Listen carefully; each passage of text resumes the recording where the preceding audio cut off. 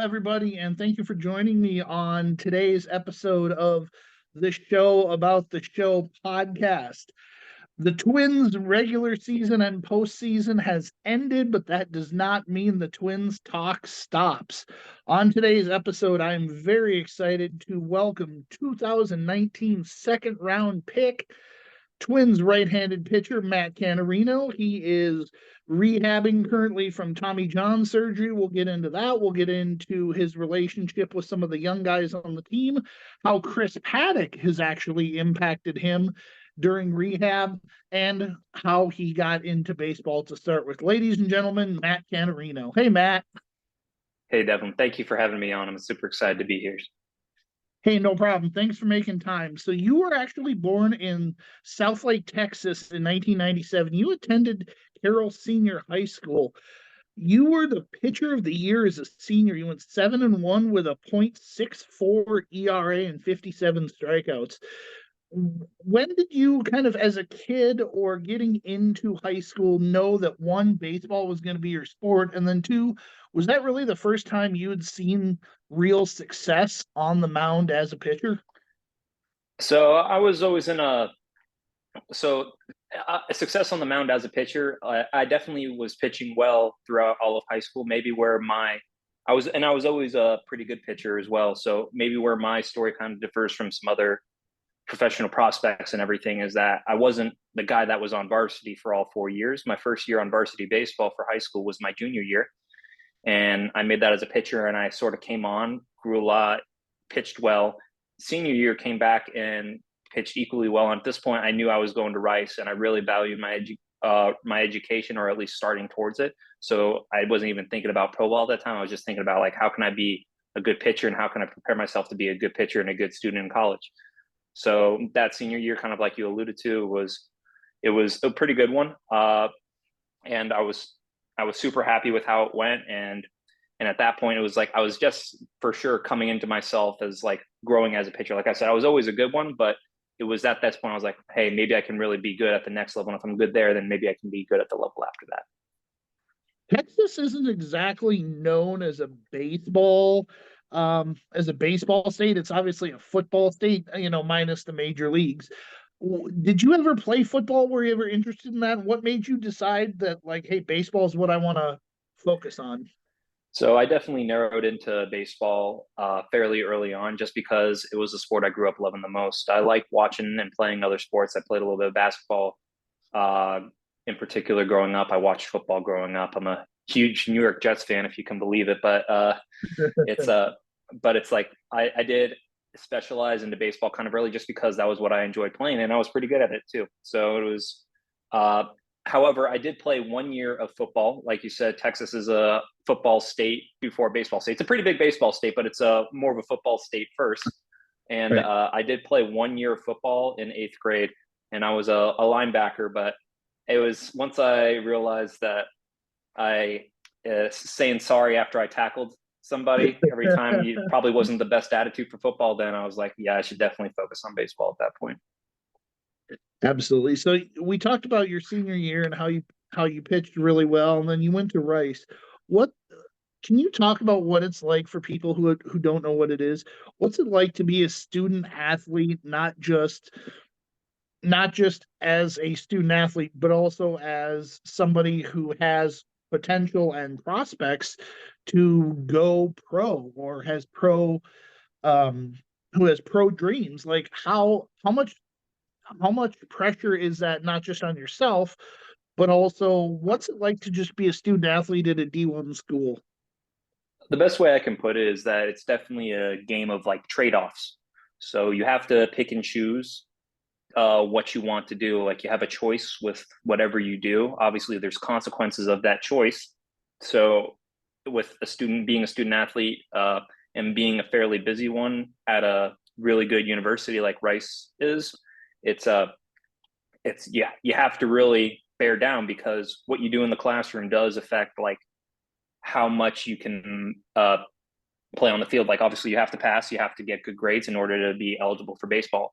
And then on the flip side of that is if you want to be, you got to be a good student if for some reason baseball doesn't work out. And that was ultimately what I did. I fortunately I really liked my major. I was a major in mechanical engineering, so it was like just like I like baseball, I liked mechanical engineering. I liked my friends in mechanical engineering, so I knew if baseball didn't work out, I was going to have something to be able to devote my time to and really enjoy what I did. Now, that wasn't exactly how it went. Obviously, I was able to devote enough time to both school and baseball because I kept on developing as a prospect and gave myself a chance to play professionally, which I'm super thankful for the Twins to kind of give me that opportunity as well.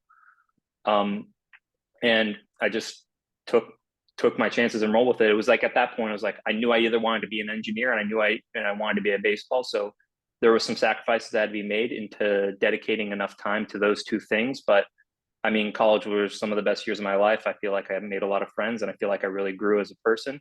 And I feel like I'm still growing as a person. And it's definitely helped me become ready for professional baseball as well. Did I believe Tyler Duffy was the other Rice University major on the Twins? Did you guys ever talk owl stuff while he was in spring training?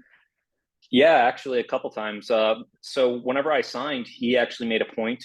I signed in Minnesota in 2019. I got to go to the Target Field, meet the GM, meet Falvey, meet Thad, and uh, I was in during that time. I got to run into a few of the players as well. So one of those people's was Tyler Duffy. He made a point of coming up and saying hi to me. He had heard that I was from Rice, so we were able to talk a little bit about that. Him and I share the same agent as well.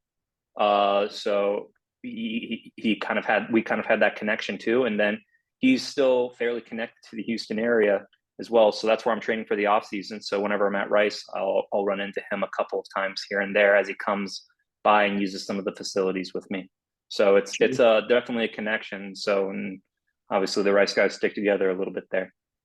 Absolutely. You were actually named first team all conference USA. You had a pretty good year. You went 7-5 in 94 innings with a 22 walks, 116 strikeouts, and an ERA just over 3. What's it like when you're a pitcher and you have not just you don't just pitch in Division 1, but you have sustained success like you did? It was first off, I gotta give thanks to a lot of Rice. Thanks a lot to Rice for giving me an opportunity to pitch every day or every week, and every week right out of the gate. I feel like that was a huge part, being able to go somewhere where I could get innings as soon as possible as a Yeah. freshman, because that let me. By the time I was a junior, I already had 200 innings under my belt, and I was pitching, and I was able to just keep on developing, keep on working on new things, do a lot of self-reflection and say like, okay, this is what worked for me this past year. This is what didn't work for me. How can I go and how can I change that to be ready for this next year? So it was a lot of it was just staying healthy was a big part of it as well. Cause I stayed healthy and I had the innings to be able to figure out what I needed to develop. And then I had the health to be able to actually sit down, hunker down and develop those things. So that time was super invaluable. Rice did a really good job of managing me along the way and set me up really well to get outs in professional baseball as well, which whenever I've been on the field, I've actually had pretty good success with doing. Do you feel like your time at Rice was the time when you developed the most as a pitcher, whether it's makeup, mechanics, the stuff that you had? Do you feel like you developed the most at Rice? So I feel like I've made some huge strides in pro baseball. But I've also I made a few huge strides in college as well. It's like one of those things where it's like, as you get further and further along, like the developments, like they might seem more finer tuned as you become better at your craft a little bit. But like the impact of those finer tuning, that's what sets you apart from the group. So I have a hard time saying like I developed so much more during Yeah. college than in pro baseball, just because early on in pro baseball, I feel like I made some pretty big strides as well. But once again, going back to like how I said, I was super healthy, super available in college. So I had the time to really hunker down and make those developments. And I haven't really had that as much time since I've been working on rehabbing back from injury and pro baseball. So it's like, it was like, I with my time at Rice and developments, I really figured out the importance of staying healthy to be able to make improvements and continually improve. And I don't take that for granted at all. After you left Rice, you played 1 year in the Cape Cod League. And I think the Cape Cod League, amongst maybe fans who are familiar with it or semi-familiar with it, is kind of known as the hardest independent league, maybe one step above college and one step below pro ball. What was your 1 year like in the Cape Cod League? So Cape Cod League is actually is a summer baseball league. So it is a collegiate summer baseball league, but it's the best historically the best congregation of collegiate talent all in one place. So everybody that happened after my sophomore year. So I actually had one more Rice after I played that summer on the Cape Cod League. So, but it was the best college competition I'd ever been around. And what is the best college competition? Well, that's the up and coming MLB prospects. So I went to Falmouth that summer, and Falmouth is a team on the Cape. I went to Falmouth that summer, and I had success pitching against some of the best collegiate talent around the nation, and that kind of helped put me and solidify me on the map as a professional prospect going into my junior year, even more. Not to mention that I still have friends from that league. It was a great summer. I still have friends. That was actually the first time I got to really meet and get familiar with Eddie Julian and Matt Wallner. They were on my team that summer as well. So that was pretty cool to have played with them that past summer, and then come to 2019, get drafted and report to baseball and run into them again and say like, hey guys, like it's because we had already been teammates and we had already started developing that relationship. So it was great experience. Like I said, it ended up being a really cool experience and development for my professional career. And it was anybody who gets a chance, and can get innings, it can be really impactful. Who is the best player that you pitched against or who's the best player you played against in the Cape Cod League? In the Cape Cod League. Oh, that's a tough one. So,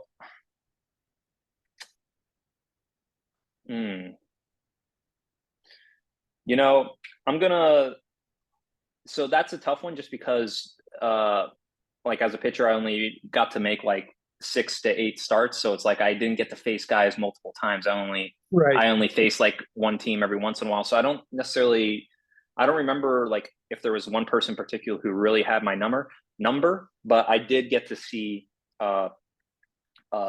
guys on my team play an entire summer and just absolutely dominate the competition. So like the best hitters on my team that summer were definitely like Kyle Stowers. He's a outfielder in the Orioles organization. He was up and down that year. He absolutely raked that summer. It was super impressive. And then Matt Wallner, I don't think he played a great summer, but that's the fun part, is that he definitely had my number in college. So we were in the same conference, Rice and University of Southern Mississippi. So I got to face him for at least a series, 3 years straight. And he had 2 home runs off of me. So he kind of gets the nod as one of the better hitters I faced in college, and one of the better hitters I saw in the Cape Cod League as well.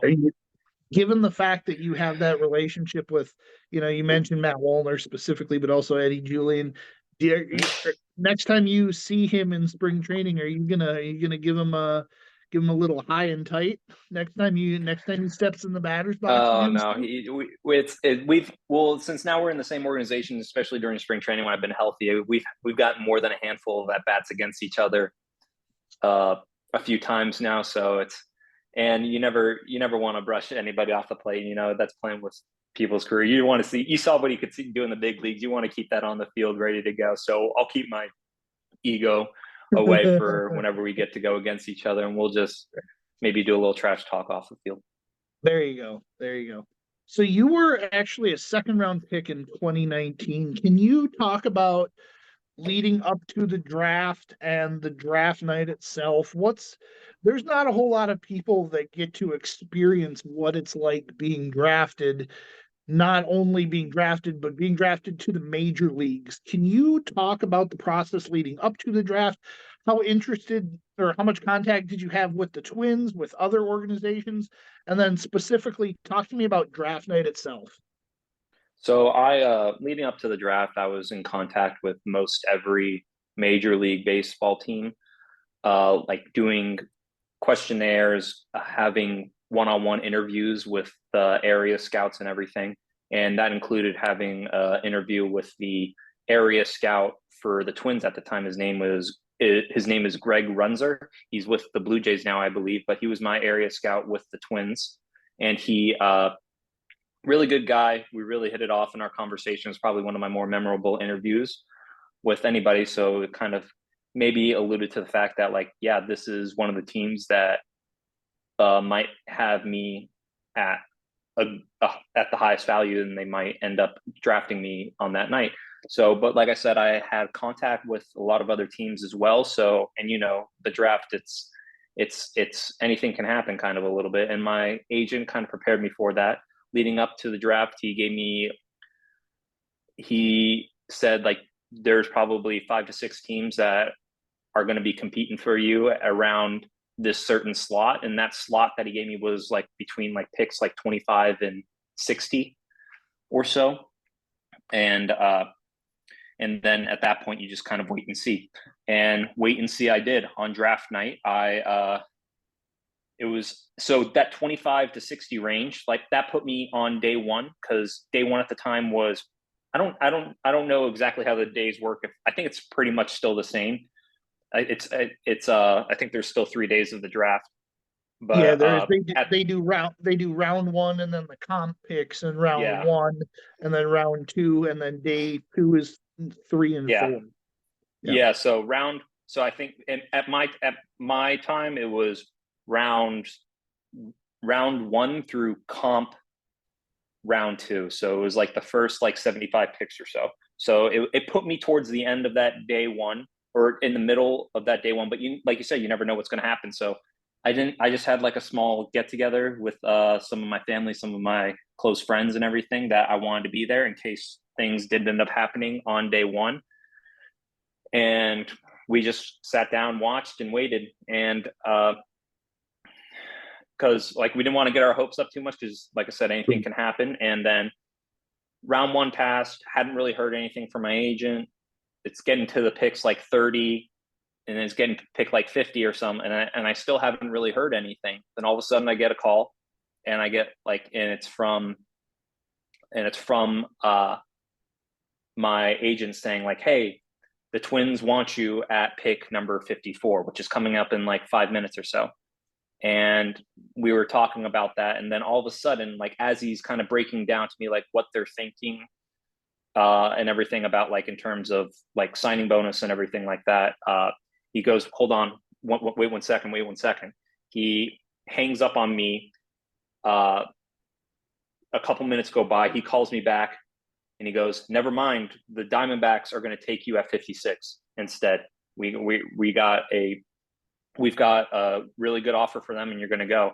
And then after that, I'm thinking, okay, that's awesome. I'm going to the Diamondbacks, and my mom's going to get like a Diamondbacks hat, everything. She's so excited. Everybody's like waiting because we're like 2 picks away. Then all of a sudden my agent hangs up and goes, wait 1 second, one more time. And he calls me back again 2 minutes later and saying, never mind, the Twins up their offer. They want you at pick number 54. You're going to be a Minnesota Twin. At this point, like, this is like everything I've ever dreamed of. I got tears coming down my face. I'm surrounded by my loved ones. I got the Twins on the other line making contact, asking me if I'm ready to be a professional baseball player. And there I am saying, like, yeah, this is what I want to do. Thanks for giving me the opportunity. And then that was the start of it. And it was a great experience. It was a surreal one. My experience differed from maybe what some other people had, just because I didn't really receive many phone calls up until like 5 minutes before I got drafted. Some people hear phone calls throughout the night, all of it. But as for me, that was kind of, it all happened fairly quickly. So it was definitely a great experience, and I'm really happy with where I landed. That's a really interesting story. I didn't know that the Diamondbacks, that you almost became a Diamondback. Look, you could have. you look at that franchise where they're at now, and I mean, obviously, the Twins made the playoffs, and they Mhm. they finally ended the 0-18 that everybody's been talking about for years, and they made the second round. But the Diamondbacks are in the World Series, man. Yeah, that was, it's definitely it's good for them. They feel like they're doing it right. They got a couple really good young guys. That Brandon Fat kid is really good, that pitcher, and then Corbin Carroll, obviously he played incredible this year too. And then some others on that pitching staff are really good. And Yeah. then it's a team that got hot at the right time, and they're and it's like, but then you look at the Twins, and you're like, oh, the Twins can be there just as well, and hopefully I'm there to help them here coming up in this next year or so, and we'll see how it goes. So it's one of those things you don't think about too much, but it is cool to reflect on a little bit. When you mentioned draft night, did you when you got that call from your agent and he said it's official, you're going to be a Minnesota Twin, congratulations, you're a pro ball player. Did you feel in that moment like the boyhood dream has come true? Like this is everything you've ever wanted. You said you started playing baseball when you were a kid. You had success you started on varsity when you were in 11th grade. You did Rice, you did the Cape Cod League. Like, was this the moment that you had been working towards your whole life? Was it really a dream come true? So that getting drafted was never the final dream. It was like, obviously I want to still have a great professional baseball career. I still am working towards that. I'm still very hungry for that goal. I'm still very much feel like I have my best days in front of me. But what I find with the draft night is it was a great day to stop and smell the roses for a second, True. to appreciate and celebrate everything that had happened up to that point with loved ones around me. That was the best part about having draft night. It was just like a little celebration to kind of give yourself a little reassurance, saying like, hey, um, I'm working hard. Things have the opportunity to pay off. This is a really cool moment. And Sure. so it was great to just slow down for a second with my loved ones around me and be able to celebrate. When you got after you got drafted by the Twins, you started in the Gulf Coast League Twins, and then you moved to Cedar Rapids. What was it like moving up to Cedar Rapids in 2019 pre-COVID? It was certainly an experience. Like, it was the first time I started traveling every 3 days. The minor league baseball schedule was fairly different than what the landscape is nowadays, just in the fact that now we have the 6 game road trips and everything. But back then we were still doing big bus trips, driving 2 hours there and back every single day, changing up games every third day. And it was definitely like a different experience in that regard. And then, not to say on top of that, that you're playing against better competition than you've ever faced in your life as well. When I first got to Cedar Rapids, it definitely took me a couple of starts, and I'll give a lot of credit to Virgil Vasquez. He was the pitching coach for Cedar Rapids at the time. He's in the Cincinnati Reds organization now. I believe he's AAA. But he really helped slow me down in terms of like my preparation and everything, getting ready for the games and getting acclimated into not letting myself get too ahead of myself and really slowing down where I needed to in pro ball. And after a few starts, I got over the hump a little bit. I settled in. I made some really good starts down the line. And at that point, I was like, yeah, I got what it takes. I can keep on. I could hit this next offseason running and come back for next spring training and be better than I've ever been before. And then COVID happened. And Yeah. you didn't, and then you didn't obviously know none of the minor leaguers across baseball played in 2020. And then you started 2021, like you said, with the belief and coming off some sustained success that you had in 2019. You threw 23 innings before something happened. What happened to you in 2021? Yeah. And so I'm gonna backtrack a little bit just to like kind of say like where I was at. So like during 2020, I was at home. I didn't get any official games, but I was throwing innings fairly Okay. regularly. I was able to go to the alternate site, which was basically the pool of players that were able to work out at St. Paul in supplement Okay. to the major league team. So I was there for about a month or so towards the end of it, and I was throwing innings back home, like in a facility, like staying safe, obviously, but Sure. at the time. And I was accumulating innings during that 2020 phase, and I was developing. So I was able to parlay that into my time at home, my development at home during the 2020 where games weren't going on. I was able to parlay that into like an appearance at the All Site, threw some good innings there. I went to Instructs during COVID as well, in Fort Myers, that the Twins were able to put on in October or so of that year. And I threw some good innings there before shutting down and gearing up for spring training in 2021. 2021, I reported with as a depth camp representative during big league spring training. So because the minor league spring training happened after major league spring training that year, but I reported in February with the major league people to be able to get some more innings. And I did make some appearances in 2021 spring training with the major league team, and threw fairly well. And at this point, like I said, I'm throwing really well. My velo is good. My stuff is really good. I'm thinking 2021, this can be a really, really good year for me, like in terms of performance. All I got to do is stay healthy. And that was when the elbow forearm issues started, kind of right towards the end of spring training, of minor league spring training. So this is around like late April or so. I start like feeling a little bit, and I'm just like I'm okay. I keep on making my next starts or so. And then I ended up going to Cedar Rapids, breaking with Cedar Rapids for the start of the season. Pitch well there for 20 innings, but I'm still kind of dealing with a little bit of nagging elbow thing. And then after my fourth start, it just kept getting worse and worse. And it was at that point I had to shut it down because I realized it wasn't getting better. I get an MRI.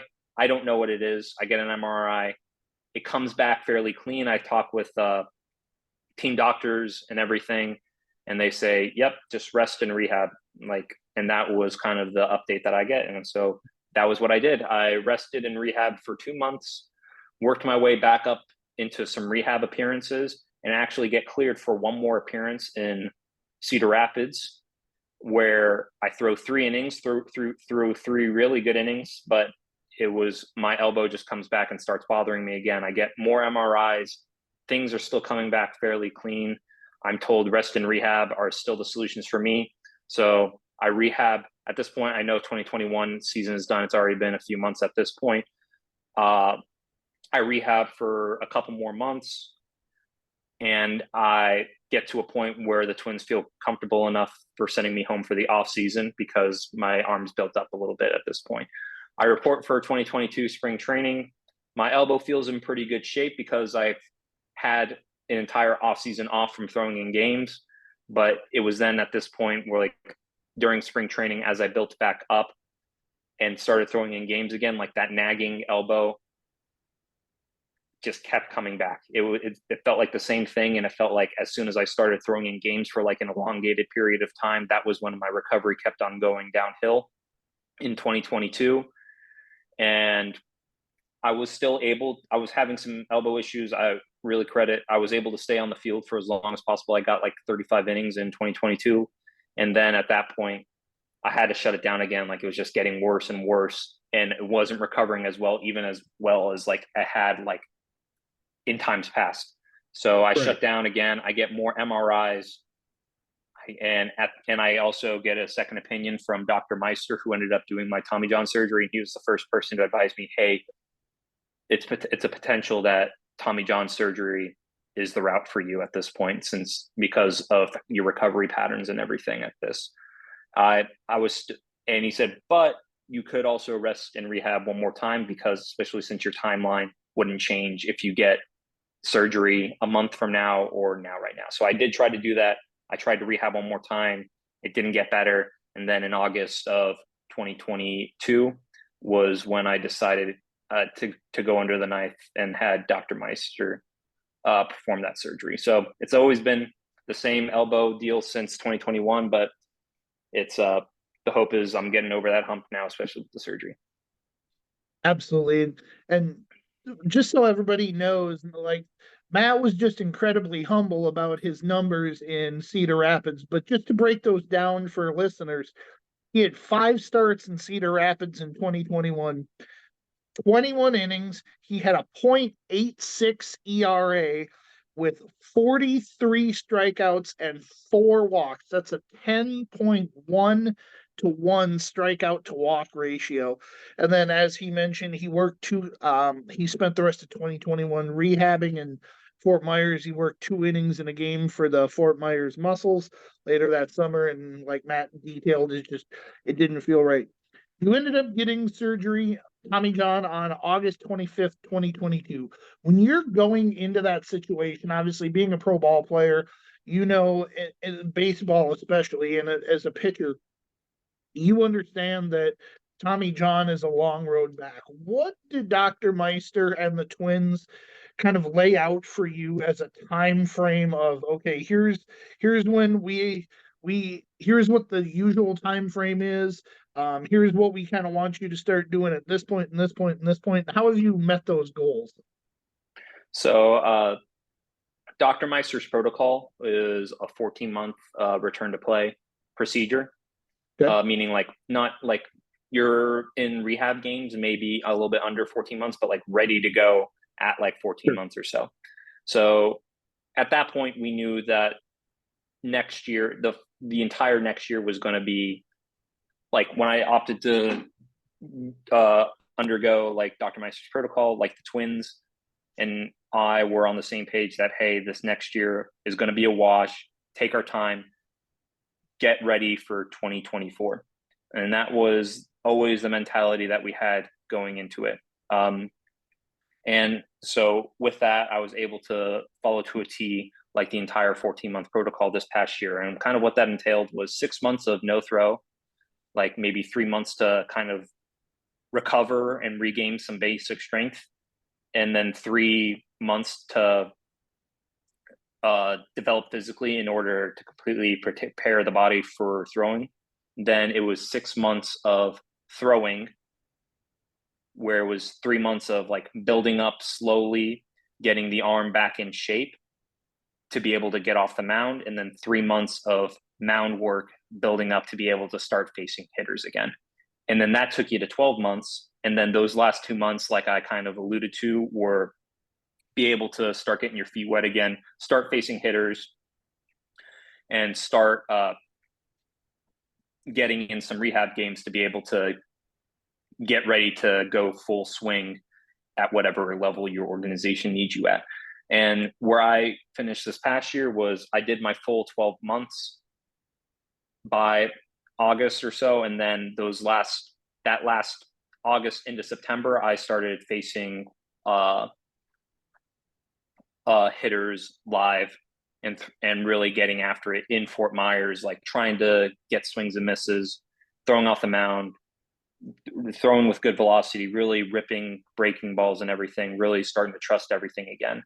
And I got over the hump of being able to face hitters, being able to say that, yeah, my stuff is pretty much back. And now I just get to have a normal off season to be ready as possible for spring training in 2024. We are recording this on October 26th, 2023.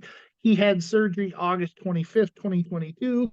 He's got a 14-month recovery. So if anybody does math out there, that means that yesterday, October 25th, is officially 14 months. Matt's feeling great. I do want to talk about an interesting connection that you have, though.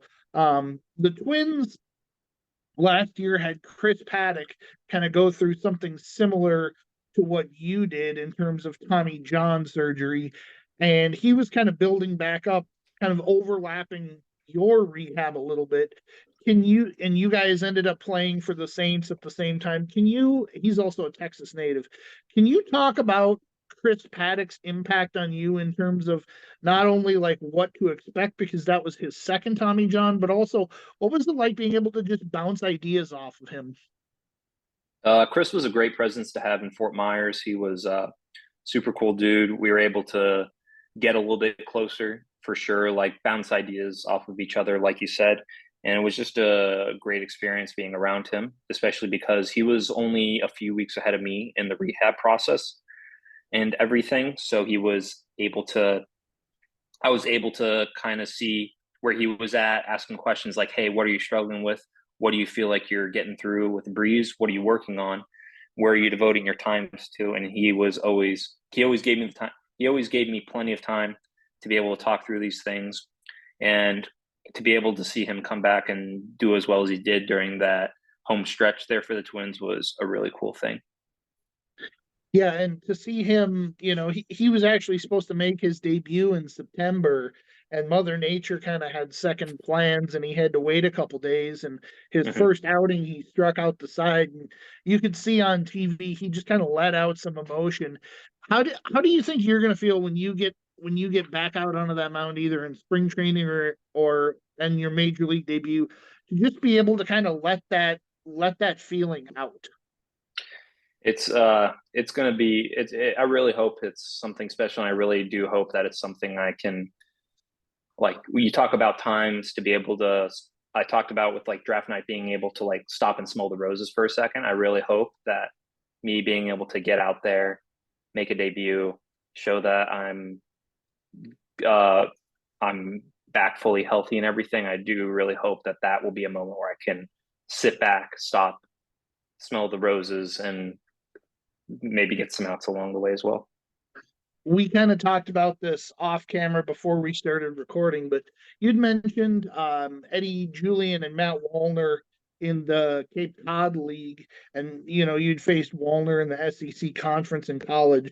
Watching the success that those guys had this year, especially Eddie Julian just getting on base and being such an integral part of the Twins, having such a great eye and plate discipline. And then Matt Wallner, obviously, he's got the hometown kid story, but obviously coming up and hitting home runs and being successful, and Royce Lewis just being almost subhuman, it seems like at times.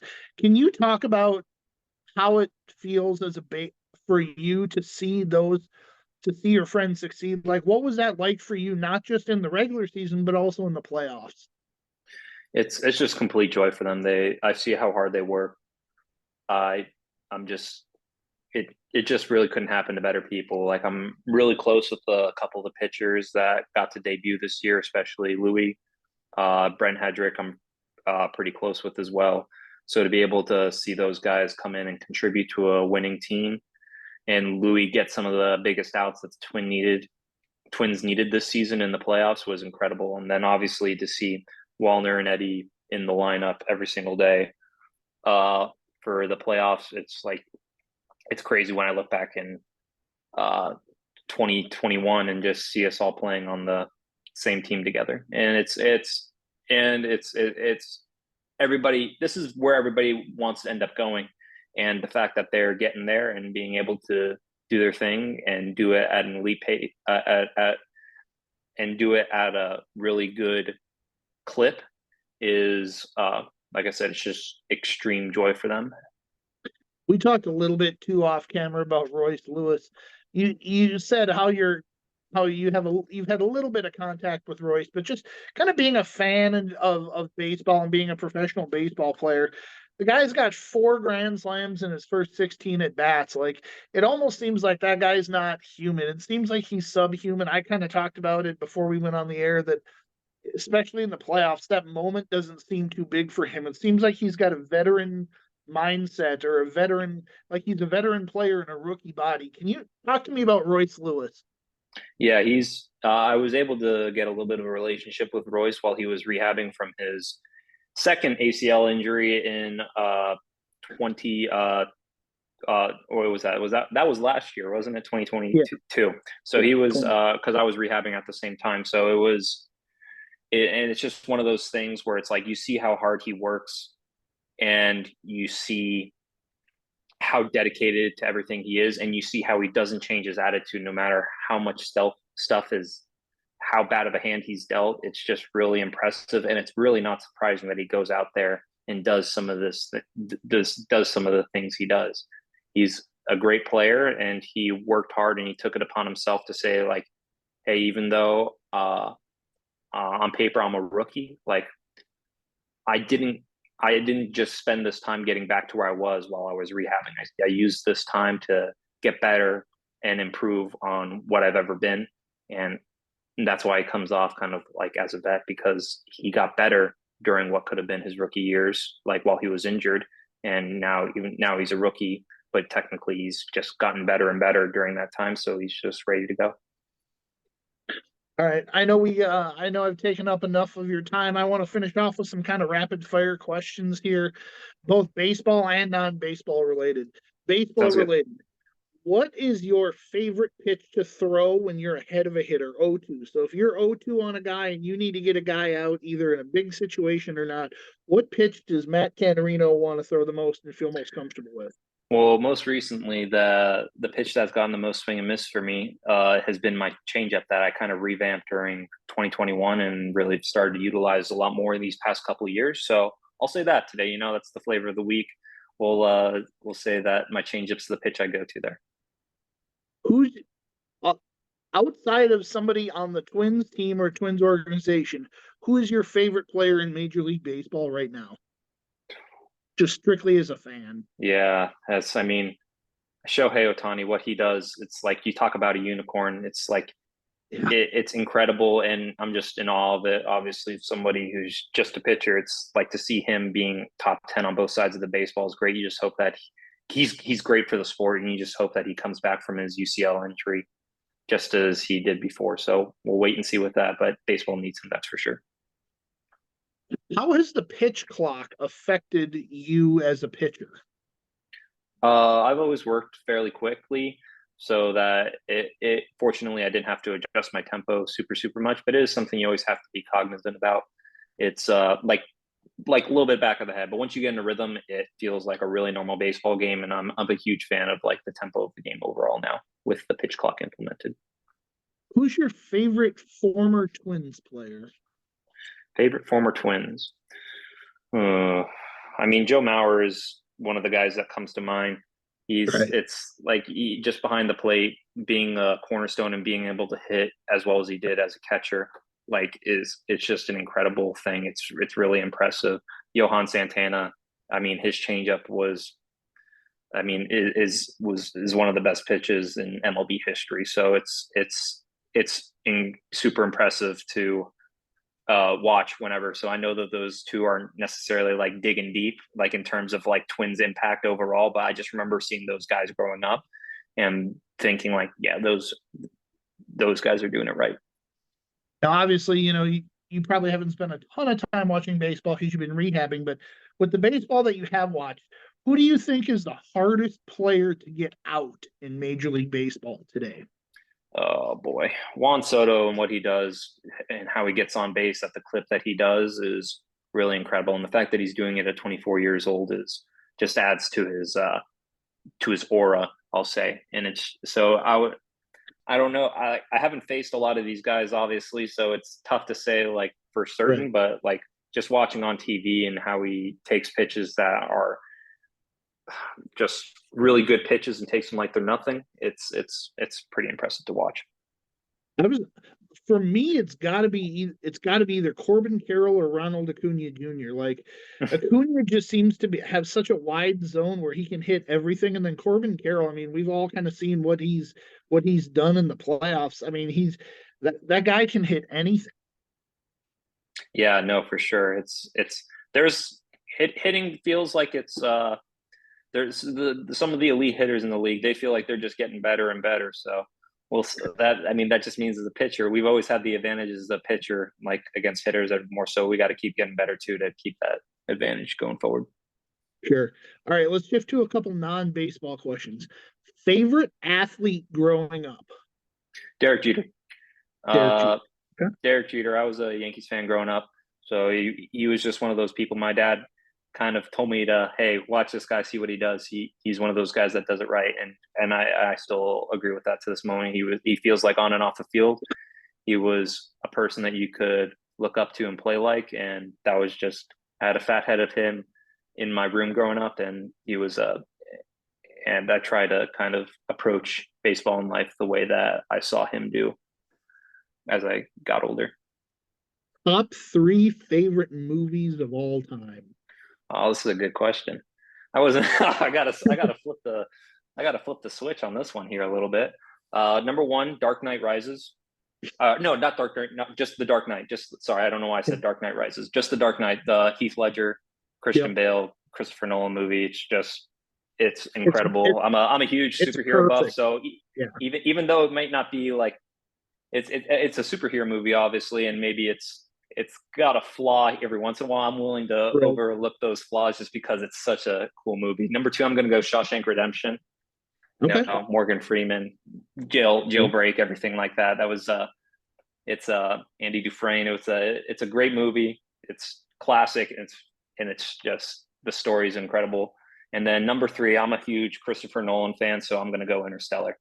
Uh, Okay. so so Matthew McConaughey, Sure.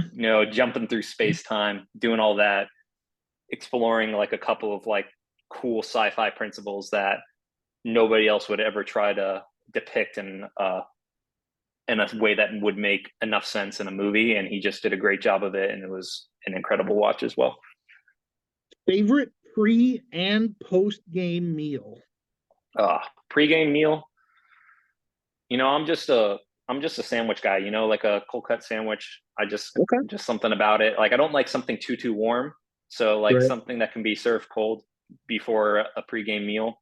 For a pregame meal is kind of like what I go for a little bit. I don't necessarily have a preference on the type of meat. Just any kind of sub or sandwich is usually pretty good in my book. And then post game meal, oh boy, I'm trying to think if there's anything every once in a while, like at Wichita last year, we would get like Outback Steakhouse for like a for like a Saturday or something like that. Not necessarily like, or maybe no, it was we would get, maybe it wasn't Outback Steakhouse, but we would get steak after a game every once in a while, and especially if there was a win. It was just it always went down a little, and if there was a little pink inside of it still, it wasn't cooked to completely brown. It was a pretty good treat after a win. Favorite snack growing up as a kid. Snack growing up as a kid. My favorite candy is Swedish Fish, I would Okay. say. So it's like Okay. one of those things. It's like if I'm just gonna grab a snack or anything, but obviously, like during a game, I carry Pez dispensers around with me, so it's Okay. yeah. So and I like Pez as well. Okay. What so what kind we could let's switch back to baseball a little bit. You look at the Twins bullpen at the end of the year and they, you don't know what's going on with Jorge Alcala. Emilio Pagan pitched well, but he's a free agent. There's definitely a spot for Matt Canterino coming out of spring training, throwing, 95, 96, 97. Maybe that off speed is 90, 91, 92. You must feel like you've got a pretty good shot to make that opening day roster. It's that's a little bit forward looking. Like obviously you want to just come out Sure. and kind of with the way I've been injured the past couple of years, it's like I just want to come out, be healthy and give myself a chance and just do everything I can control. I can't control all those decisions. And so I don't want to dwell on that too much. All I can control at this point is make sure I'm working hard enough to be able to report to spring training in as good a shape as possible, and then make sure that I'm being super intentful whenever I am fortunate enough to be out there on the mound, and just let the chips fall where they may at that point. But it's like I do have a lot of confidence in my ability to be able to come out and get outs at an elite clip. So we'll see where that leads. What's it? What's your if you could face any team in your major league debut, who would it be? Would it be the Yankees? Would it be the Diamondbacks? I think that Braves lineup is something else, and I'm kind of Okay. thinking to myself, throw me into the fire. Whatever happens, happens. But it's like I've got a lot of confidence that if I'm coming out, I'm throwing strikes. Like my stuff can hang with anybody, and I am going to be able to get those Ronald Acuña's, those Marcelo Zuna's out, and we'll see what goes from there. Matt, I cannot thank you enough, man. I know we ran a little bit over time, but best of luck All to good. you. I know a lot of Twins fans are looking forward to seeing your progress, me included. We just really wish you a happy and safe holiday season. I hope the off season goes well for you. I can't wait to I hope to meet you in person at Twins Fest this year if you're up there. Can't wait to say hi, and if not, I can't wait to watch you in spring training. Yeah, thank you so much for having me on, Devlin. Thanks for the conversation. Yep. Thanks a lot, Matt. Ladies and gentlemen, 2019 second round Minnesota Twins draft pick, Matt Canterino, joined me on today's episode. I will see you guys down the road in podcast land. Thanks. Thanks a lot.